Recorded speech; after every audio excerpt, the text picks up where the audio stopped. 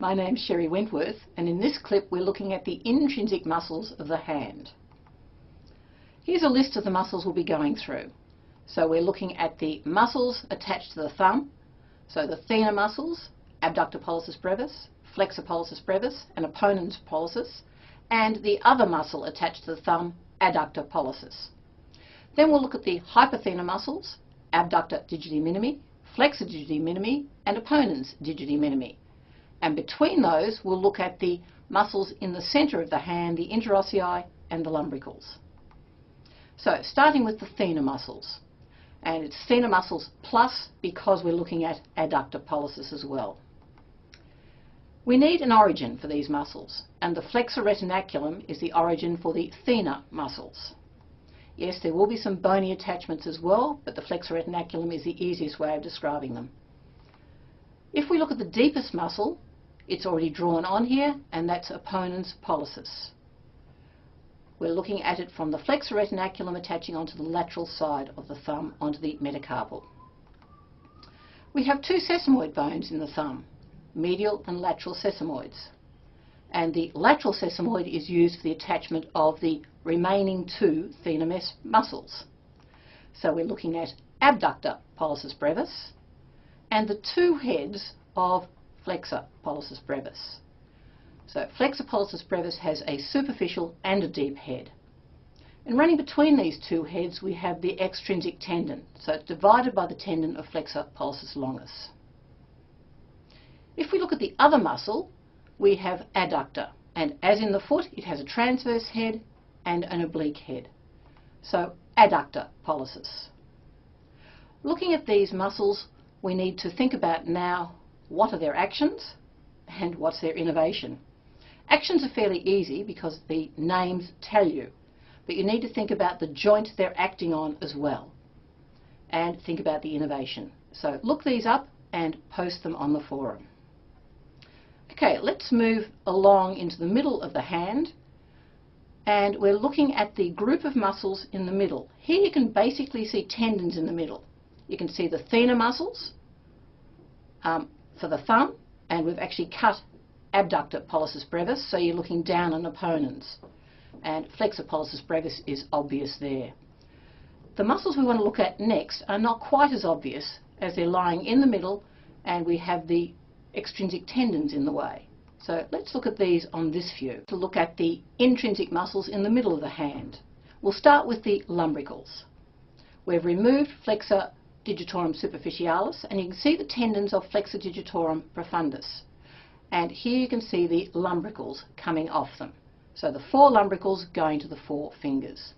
We've already looked at their attachments. They'll insert onto the extensor hood.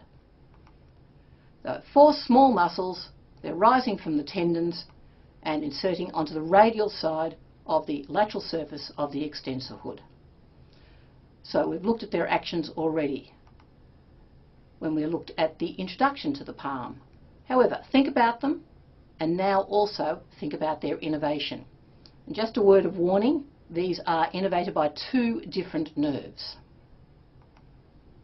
Interossei, again, you've looked at in the foot.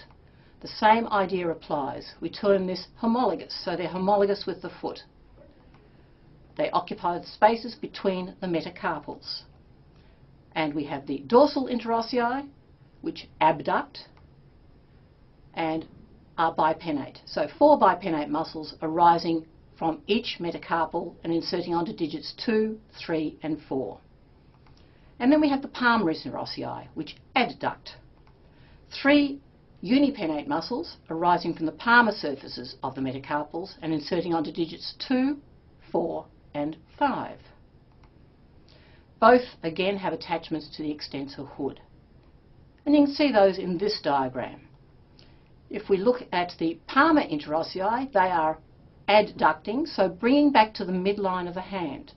The midline of the hand is through the third digit, so we adduct towards the third digit.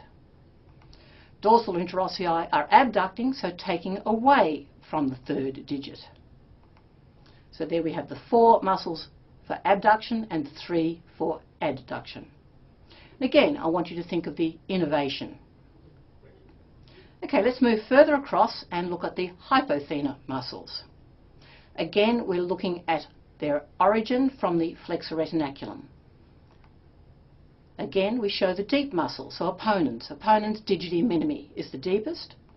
Overlying that, we have abductor digiti minimi and flexor digiti minimi.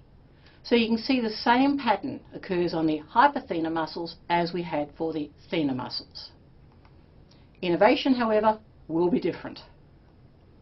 Now, anywhere else we've talked about muscles, we've talked about muscle compartments. Does that apply in the hand? Well, we've just looked at the idea of thenar and hypothenar muscles, and a compartment, after all, is a group of muscles that will perform the same general functions.